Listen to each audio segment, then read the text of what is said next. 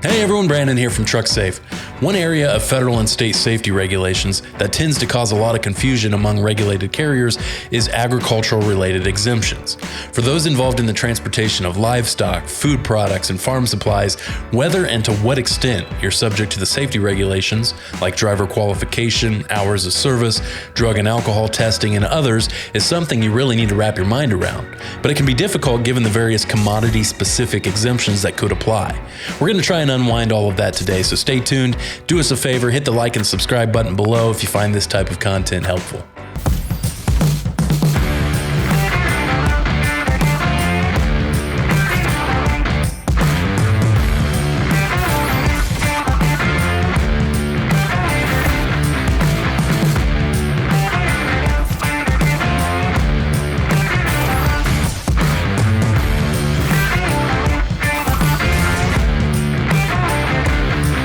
At the end of 2020, the FMCSA, which is charged with regulating highway safety, published a rule purportedly clarifying the regulatory definitions of agricultural commodity, livestock, and non-processed foods, as those terms are used for the purposes of the agency's hours of service exemption for certain agricultural operations.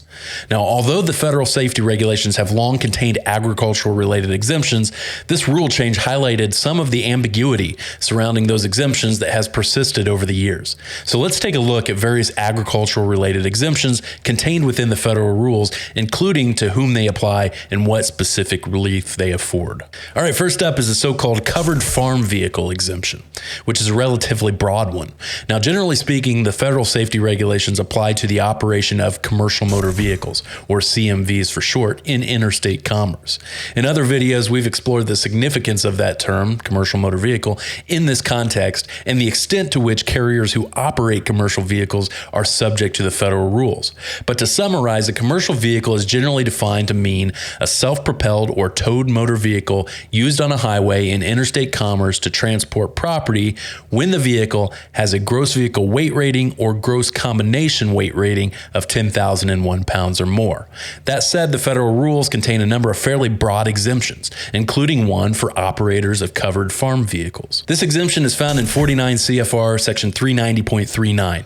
And it says that a covered farm vehicle is exempt from the CDL requirements, driver qualification rules, hours of service rules, and vehicle maintenance requirements. So it's clearly an expansive exemption, but what exactly qualifies as a quote-unquote covered farm vehicle? Well, that term is defined in 49 CFR section 390.5 to include a straight truck or articulated vehicle that, number one, is registered as a farm vehicle and operated with state-issued farm plates.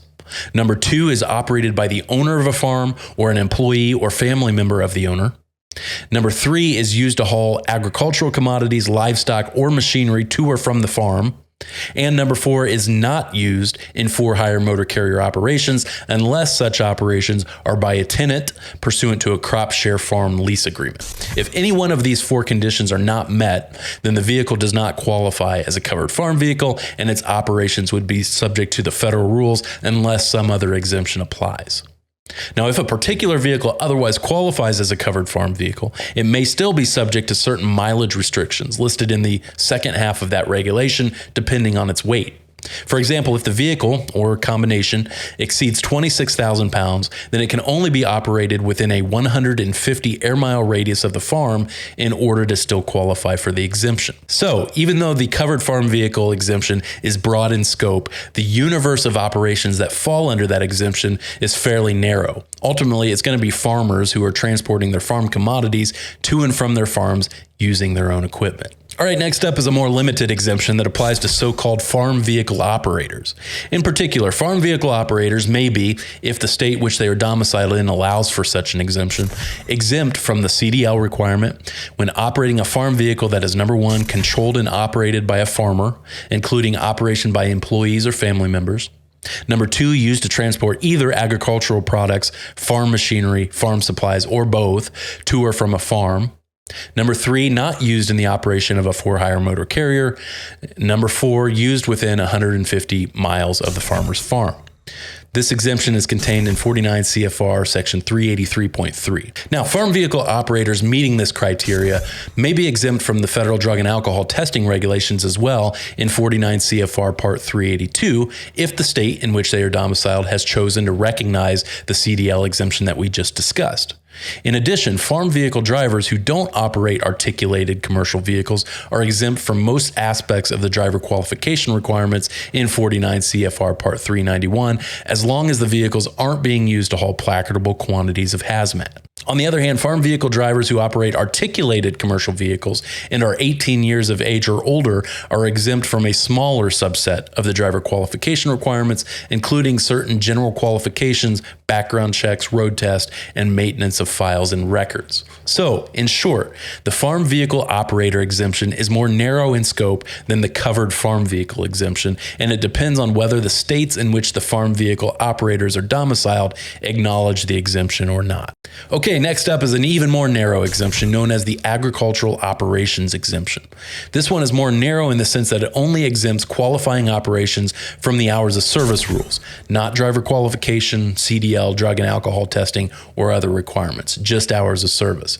Now, this Agricultural Operations Exemption is found in the hours of service rules themselves, 49 CFR Part 395. It states that the hours of service rules shall not apply during the planting and harvesting periods as determined by each state to drivers transporting the following. Number one, agricultural commodities from the source of the agricultural commodity to a location within a 150 air mile radius from that source. Number two, farm supplies for agricultural purposes from a wholesale or retail distribution point of the farm supplies to a farm or other location where the farm supplies are intended to be used within a 150 air mile radius from the distribution point. Or number three, farm supplies for agricultural purposes from a wholesale distribution point of the farm supplies to a retail distribution point of the farm supplies within a 150 air mile radius from the wholesale distribution point. So, in sum, a driver who hauls agricultural commodities or farm supplies within a 150 air mile radius of their source or wholesale or retail distribution point are exempt from the federal hours of service rules during the planting and harvesting periods as set by the states.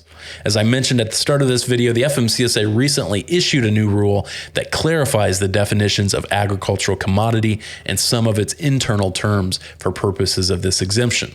The term agricultural commodity now means horticultural products at risk of perishing or degrading in quality during transport by commercial motor vehicle, including plants, sod, flowers, shrubs, ornamentals, seedlings, live trees, and Christmas trees, and also encompasses non-processed food, feed, fiber, or livestock. Now, it's also important to understand that the FMCSA has clarified that drivers who fall under this agricultural exemption are completely exempt from the hours of service rules while operating within that 150 air mile radius of the source of the commodities, including when the vehicle is unladen. This means that any hours incurred within that air mile radius are completely excluded from the driver's calculation of available hours under Part 395 of the regulations. By way of example, say a driver spends 10 hours driving agricultural commodities within a 150 air mile radius of their source, and then drives another 3 hours outside of that radius. This driver would only be required to log that 3 hours of time spent driving outside the 150 air mile radius for that day, meaning that the driver would technically have 8 additional hours of driving time left on his or her 11-hour clock. Additionally, once the driver re-enters the 150 air mile radius, he or she is once again exempt. Okay, so the last exemption I want to discuss is a bit distinct from the others in that it's an exemption from the FMCSA's operating authority requirements rather than its safety-related rules. So aside from its safety-related regulations, the FMCSA also promulgates and enforces certain commercial regulations. This includes the requirement that for-hire motor carriers obtain for-hire motor carrier operating authority in order to provide those types of services in interstate commerce. And just as there are safety-related exemptions for agricultural operations, there are similar exemptions from the agency's operating authority requirements. Generally speaking, federal law requires that any person that performs motor vehicle transportation for compensation in interstate commerce to obtain for-hire operating authority from the FMCSA. Now, such authority is separate and distinct from a US DOT number and is instead designated by an MC number. As I mentioned, there are a number of exemptions from this federal operating authority requirement, including one that applies to the transportation of certain quote-unquote exempt commodities. Those persons or businesses that haul exempt commodities in interstate commerce are not required to obtain the federal operating authority to do so. This is true even when the commodities are being transported for compensation or for hire. In such cases, the carrier is considered to be an exempt for hire motor carrier. This means that it's hauling exempt commodities for compensation. The FMCSA maintains a list of these so-called exempt commodities in its Administrative Ruling number 119, which is available online. Just search FMCSA Administrative Ruling number 119 and you'll find it. Included on the list are several agricultural products, things like fruits and vegetables, milk, trees, timber, and even pet food. So in sum, carriers hauling products that are listed in this administrative ruling in interstate commerce are exempt from the Federal Motor Carrier Operating Authority requirement. Okay, that's going to wrap things up for this video. The FMCSA's various agriculture-related exemptions can be confusing, particularly when there is overlap among them. It's important that those seeking to take advantage of one or more of these exemptions understand precisely when and to whom they apply. For even more in-depth information about driver qualification and other major aspects of the federal and state safety regulations, be sure to check out our innovative online compliance courses for safety managers and drivers over at trucksafeacademy.com. Also, be sure to check out our detailed compliance articles on our website at trucksafe.com and follow us on our various social media pages for the latest highway transportation news and analysis. Thanks for watching.